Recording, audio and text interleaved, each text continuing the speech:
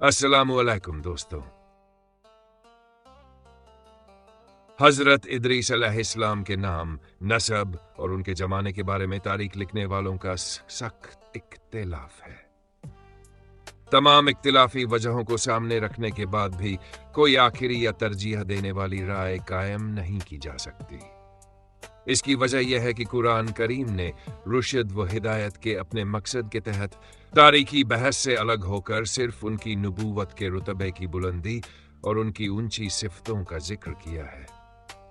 इसी तरह हदीस की रिवायतें भी इस दायरे से आगे नहीं जाती। इसलिए इस सिलसिले में जो भी बयान किया जाता है वह इसराइली रिवायतों पर आधारित है और वे भी आपसी टकराव और इख्तिलाफ से भरी हुई है। एक जमात का ये मानना है कि हजरत इदरीस अलैहिस्सलाम बाबिल में पैदा हुए और वहीं पले बढ़े। अपने शुरुआती दिनों में उन्होंने हजरत शीस बिन आदम अलैहिस्सलाम से इल्म हासिल किया। जब वे सोचने समझने की उम्र को पहुंचे तो अल्लाह ने उन्हें नबूवत से सरफराज फरमाया।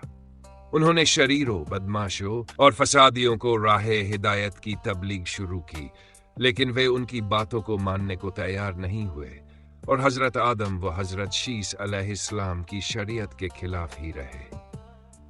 अलबत्ता एक छोटी सी जमात मुसलमान हो गई। जब हजरत इदरीस अलैहिस्सलाम ने देखा कि लोग उनकी दावत को कबूल नहीं कर रहे तो उन्होंने वहां से हिजरत का इरादा किया और अपने मानने वालों को भी हिजरत करने के लिए कहा। उनके मानने वालों ने जब ये सुना तो उन्हें अपना वतन छोड़ना बहुत भारी लगा और उन्होंने कहा कि बाबिल जैसा वतन हमें कहां नसीब होगा। इस पर हजरत इदरीस अलैहिस्सलाम ने उन्हें तसल्ली दी और फरमाया कि अगर तुम ये तकलीफ अल्लाह के रास्ते में उठा रहे हो तो उसकी रहमत बहुत फैली हुई है और वह इसका अच्छा बदला जरूर देगा। इसलिए हिम्मत न हारो और अल्लाह के हुक्म के आगे सर झुका दो। मुसलमानों की रजामंदी के बाद इदरीस अलैहिस्सलाम और उनकी जमाअत मिस्र की तरफ हिजरत कर गई और नीलंदी के किनारे एक अच्छी जगह पर बस गई। वहां उन्होंने अल्लाह के पैगाम को फैलाना जारी रखा और भलाई का हुक्म देने तथा बुराई से रोकने का फर्ज अंजाम देना शुरू किया। कहा जाता है कि उनके जमाने में 72 जबानें बोली जाती थीं और अल्लाह की अता व बख्शीश से वे भी जबानों को जानते थे, वह हर कौम को उनकी जबान में तबलीग करते थे। एक रिवायत के अनुसार हजरत इदरीस अलैहिस्सलाम पहले इंसान थे जिन्होंने कलम का इस्तेमाल किया। उन्होंने दीन इलाही की तबलीग के अलावा तमद्दुनी जिंदगी, शहरी तौर तरीकों और सामाजिक सुधार की तालीम दी।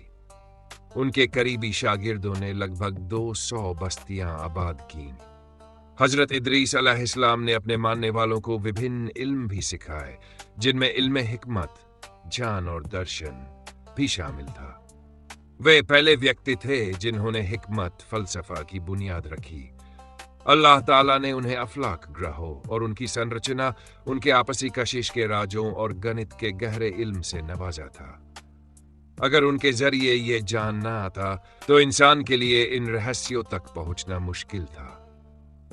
उन्होंने विभिन्न जातियों और गिरोहों के लिए मुनासिब कायदे कानून बनाए और पूरी दुनिया को 4 हिस्सों में बांट दिया। हर हिस्से के लिए एक हाकिम मुकर्रर किया जो वहां की सियासत और बादशाही का जिम्मेदार था। साथ ही उन्होंने ये भी तज़किरा किया कि शरीयत का कानून ही सबसे ऊपर रहेगा और वही अल्लाह की वही के जरिए आया है। हजरत इदरीस अलैहिस्सलाम ने अपनी उम्मत को कई अहम बातें सिखाई, जैसे कि अल्लाह की तौहीद पर ईमान लाना, सिर्फ उसी की परस्तिश करना, आखिरत के अजाब से बचने के लिए नेक अमल करना, दुनिया से बेनियाज रहना, इंसाफ को सामने रखना, नियत की पाकीज़गी के साथ इबादत करना, अयाम बीज, हर माह की 13, 14 और 15 तारीख के रोजे रखना, इस्लाम के दुश्मनों से जिहाद करना, जकात अदा करना, साफ सुथरा रहना, जनाबत नापाकी से बचना, कुत्ते और सूअर से दूरी बनाए रखना और नशीली चीजों से परहेज करना। उन्होंने अपनी उम्मत को यह भी बताया कि मेरी तरह इस दुनिया में बहुत से नबी तशरीफ लाएंगे और उनकी कुछ विशेषताएं होंगी। वे हर बुरी बात से पाक होंगे, तारीफ के काबिल होंगे, जमीन और आसमान के हालात से वाकिफ होंगे और वही है इलाही के जरिए कायनात की इस्लाह करेंगे। वे दुआएं कबूल करवाने वाले होंगे और उनकी दावत का मकसद इंसानियत की भलाई होगा। जब हजरत इदरीस अलैहिस्सलाम को अल्लाह की जमीन का मालिक बनाया गया तो उन्होंने इंसानों को जिम्मेदारियों के आधार पर 3 तबकों में बांटा: काहिन, बादशाह और रियाया। काहिन का दर्जा सबसे ऊंचा रखा गया क्योंकि वे अल्लाह के सामने अपने नफ्स के अलावा बादशाह और रियाया के मामलों में भी जवाबदेह थे। बादशाह का दर्जा दूसरा था क्योंकि वे अपने नफ्स और राज्य के मामलों में जिम्मेदार थे। रियाया सिर्फ अपने नफ्स के लिए जिम्मेदार थी, इसलिए उनका दर्जा तीसरा था। लेकिन ये बंटवारा सिर्फ जिम्मेदारियों के एतबार से था, नस्ल और खानदान की बुनियाद पर नहीं। हजरत इदरीस अलैहिस्सलाम आखिर तक शरीयत और सियासत के इन्हीं कानूनों की तबलीग करते रहे। हजरत इदरीस अलैहिस्सलाम की बहुत सी नसीहतें और आदाब मशहूर है जो अलग अलग ज़बानों में कहावतों की शक्ल में इस्तेमाल होते हैं। उनमें से कुछ यह है: अल्लाह की बेपनाह नेमतों का शुक्र अदा करना इंसानी ताकत से बाहर है। दुनिया की भलाई हसरत और बुराई नदामत। अल्लाह की याद और अमले साले के लिए खुलूसे नीयत जरूरी है। न झूठी कस्में खाओ, न अल्लाह के नाम को झूठी कस्में खाने का जरिया बनाओ। अपने बादशाहों की इताअत करो और बड़ों के सामने अदब से रहो। हिकमत रूह की जिंदगी है। दूसरों की खुशहाली पर हसद मत करो क्योंकि ये दुनिया कुछ दिनों की है। अल्लाह ताला हमें हजरत इदरीस अलैहिस्सलाम की तालीमात पर अमल करने की तौफीक अता फरमाए। आमीन।